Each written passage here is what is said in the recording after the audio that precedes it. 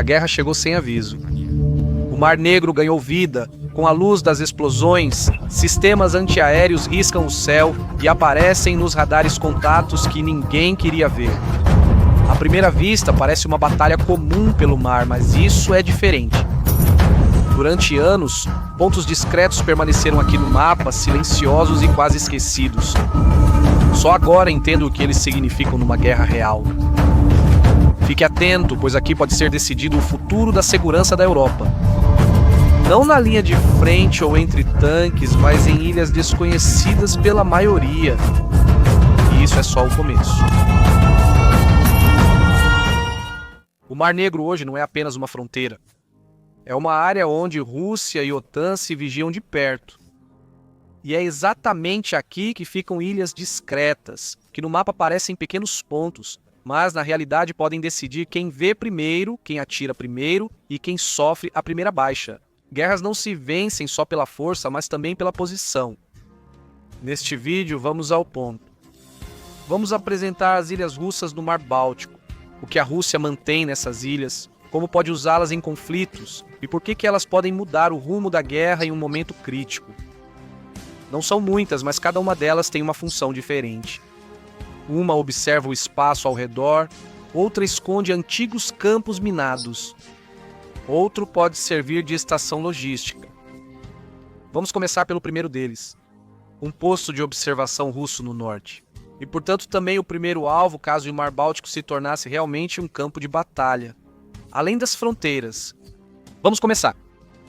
Gotland, um pequeno lugar com grandes olhos. Se uma luta aberta explodisse no Mar Báltico, Gotland seria um dos primeiros pontos a pegar fogo.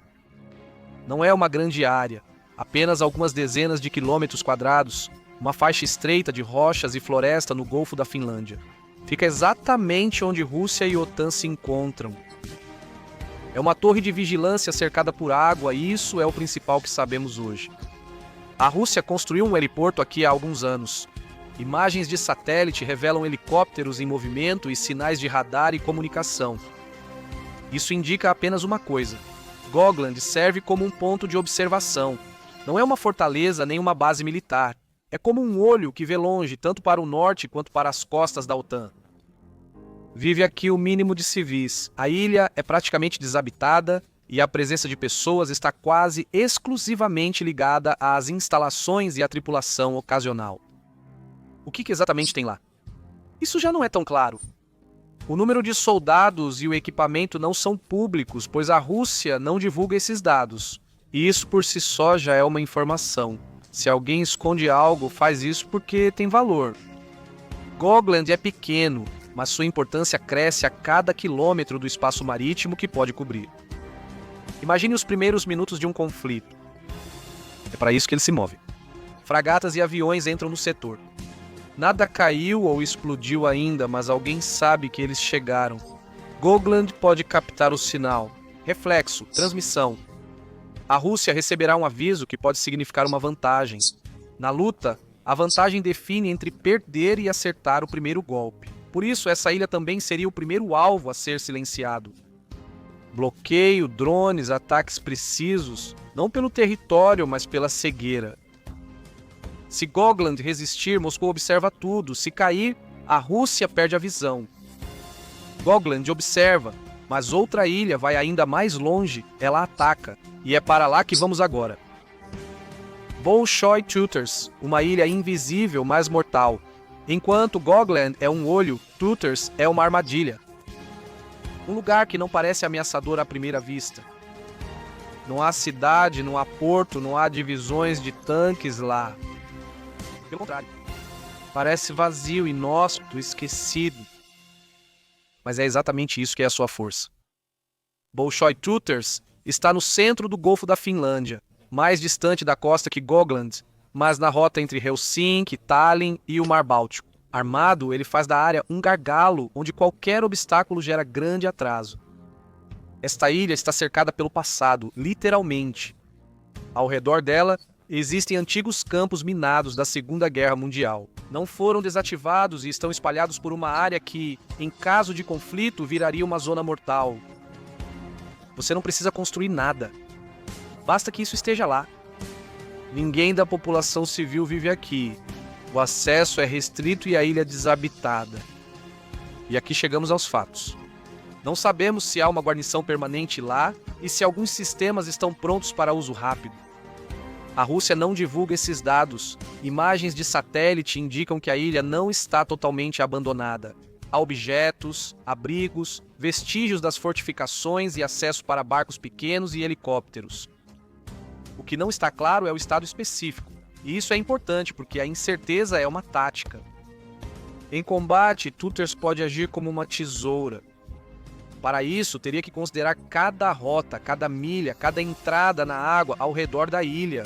A mina não precisa explodir no primeiro contato. Basta que ela esteja lá. Basta perder uma fragata, um navio de suprimentos, um grupo de desembarque e o mar se transforma em um labirinto onde a velocidade é substituída pela cautela e a vantagem tática passa para quem espera. Imagine as primeiras horas da escalada. A OTAN envia uma frota ao norte para abrir uma passagem. Sonar ativo, torpedos cruzam a água, tripulações tensas. E em um momento, um impacto. Explosão sob a superfície. Após breves instantes, a água sobe como uma parede. É então que fica claro que Teuters não é apenas uma ilha. O mar à sua volta parece uma passagem fechada. Parece livre, mas não é. E é exatamente por isso que esta ilha é diferente de Gogland. Aqui ele observa. Teuters erra, e ainda não acabamos. Outro ponto no mapa é menor e mais traiçoeiro. Rodshire, uma ilha que desliga o espaço. Se Gogland é o olho e Teuters é a armadilha, Rodshire é o interruptor. Uma ilha estreita com um farol, casas para a equipe e nada que pareça ameaçador. Aqui não vivem civis, é só um ponto no mar. E é exatamente por isso que pode ser perigoso. Primeiro, olha os fatos. Não há confirmação de tecnologia eletrônica ou interferência aqui. Porém, as frequentes falhas de sistema de posicionamento global no Báltico, relatadas por pilotos, navios e guardas costeiros, indicam que a Rússia está usando esses sistemas na região. A fonte pode ser Kaliningrado, a costa, embarcações ou ilhas. E quando procuramos um lugar que faça sentido, uma ilha silenciosa e desabitada no nó das rotas marítimas, é exatamente o tipo de lugar onde a Rússia poderia colocar isso. Agora, imagine isso em um conflito. Sem explosões ou mísseis. Silêncio. Conselheiros da OTAN relatam pontos de navegação comprometidos. O navio ao norte muda de curso, o avião passa para orientação óptica, a comunicação entre as unidades dispersas enfraquece. Nada caiu, mas a operação desacelera e a coordenação se apaga. Bastam minutos de interferência para a frota ser rasgada como um fio. Esse é o poder do Rocheru. Desligar o sinal, não atacar. Gogland está vendo. Tuters pune. Rocher corta o cabo e agora vem a última ilha. Quem não precisa atirar para decidir, só precisa fornecer. Moshny, a ilha que não dá à Rússia olhos ou dentes, mas dá sangue. Se Gogland vê, Tuters fere e Rocher consegue silenciar. Moshny é algo diferente. Não é arma nem radar, é como uma artéria. Um ponto para logística, suprimentos, troca de tripulação e rápido reforço de tropas de São Petersburgo. A população civil é quase ausente aqui. A ilha é pouco povoada e quando há alguém aqui, geralmente é pessoal técnico ou está apenas de passagem por um curto período. Isso significa que tudo o que acontece aqui é discreto e rápido. De fato, sabemos que Moshny é a mais próxima do continente entre as 4 ilhas. Isso lhe dá uma vantagem que as outras não têm. A acessibilidade permite que a Rússia mantenha aqui uma retaguarda, depósitos, reparos de equipamentos, combustível e defesa antiaérea móvel. Unidades de reação rápida e, mesmo que não seja permanentemente militarizado, é um espaço que pode ser utilizado em poucas horas. Essa é a diferença entre uma ilha que existe e uma ilha que funciona. Vamos tentar imaginar o terceiro dia do conflito. Gogland foi atingida, Teuter ainda mantém a rota marítima sob controle. O sinal cai de vez em quando. É nesse momento que Moshny aparece. Não como atacante, mas como fonte de onde vêm novas unidades, drones, reparos, suprimentos, combustível, munição para as baterias costeiras. Enquanto as ilhas lutam, Moshny mantém os portos abertos para a próxima onda. Sem ele, o poder russo no Báltico duraria poucos dias. Isso não significa que haja depósitos do exército aqui. Só significa que poderiam estar. Se a Rússia precisasse reabastecer rápido, esta seria a escolha mais lógica. Mais perto do continente, permitindo transferir equipamentos, munição e combustível com poucos riscos. Uma ilha como um posto de combustível que não é visível à primeira vista, mas mantém a operação viva. Goglen traz a visão geral, que Jutter arma armadilhas. Odsher desliga a transmissão, mas mantém o motor ligado. É aqui que o círculo se fecha. A guerra não se vence com um único golpe, mas com uma rede de pequenos pontos no mar que podem mudar o ritmo antes que a Europa perceba. E se isso acontecer amanhã? O dia em que o Mar Báltico acorda. Vamos imaginar uma manhã que começa de forma totalmente comum. O céu cinzento, o mar frio e o sinal limpo. Navios da OTAN patrulham o norte, Finlândia monitora com radar e Estônia avalia drones. E então, uma pequena mudança. O fluxo de contatos no radar persiste, porém com leve ruído. Não é uma queda. Ainda não. Você simplesmente não dá um passo à frente sem checar a posição mais uma vez. Em alguns minutos fica claro de onde isso está vindo. Gogland é o primeiro a dar o sinal. Os sistemas russos detectam o movimento do grupo aéreo da OTAN antes mesmo de chegar à foz do Golfo da Finlândia. Nada parece ter caído, mas Moscou já sabe. Tem tempo para preparar uma resposta, redirecionar a atenção, ativar os meios de alerta precoce. Ilha pequena, olhos grandes, frota da OTAN seguirá mais ao sul, avanço rumo a Teuters.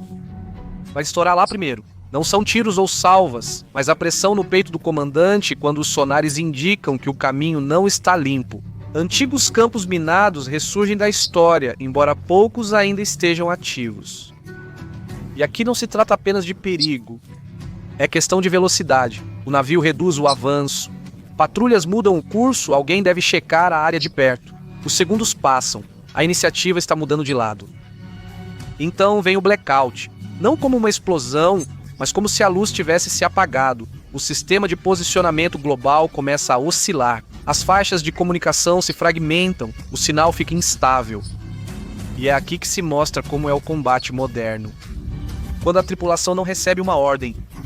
Quando o avião perde a posição exata, ou a fragata reduz a velocidade para não sumir no ponto cego. Não é um tiroteio heróico, é o silêncio que dura tempo demais. E então o último passo, que só seria visível mais tarde, Moshny. Uma ilha que não ataca, mas mantém o pulso. Seu entorno pode fornecer reforço, troca de tripulação, combustível e munição. Formação de nova linha de defesa. A Rússia não precisa vencer de imediato, só resistir por mais tempo. Esse é o ponto principal. Nesse cenário, a OTAN não perderia porque é fraca. Perderia porque, nesse tabuleiro de xadrez no mar, algumas casas mudam o ritmo do jogo. Gogland observa. Tudors fere. Rocher silencia. Moshny preserva algo que já teria desaparecido. Se acontecer amanhã, não parecerá uma grande invasão. Como pequenos passos precisos que a Europa só notará tarde demais. Por isso vale a pena conhecer essas ilhas desconhecidas. Conclusão. No mapa parecem insignificantes. 4 pontos no mar que a maioria ignora ao olhar, mas em um conflito real, podem ser o que define os primeiros dias, talvez sobre toda a guerra no Báltico. Sua força não está no número de soldados nem de tanques, está na posição, na velocidade de reação e no que conseguem fazer no momento em que o mundo passa da paz para o caos. Gogland pode dar à Rússia uma visão geral. Teuters vai desacelerar a frota, Odsher vai desligar a comunicação e Moshny vai manter os suprimentos circulando, não porque sejam grandes, mas porque estão exatamente onde precisam estar. E uma pergunta ainda permanece em aberto. Se esse cenário começasse amanhã, quem teria vantagem nas primeiras horas, a OTAN ou a Rússia? Conte sua opinião nos comentários. Se você gostou do vídeo, ficarei grato por um like e não se esqueça de se inscrever para não perder os próximos que estou preparando. Você pode apoiar meu trabalho agradecendo. Para que o vídeo alcance mais pessoas, clique em recomendar. Muito obrigado.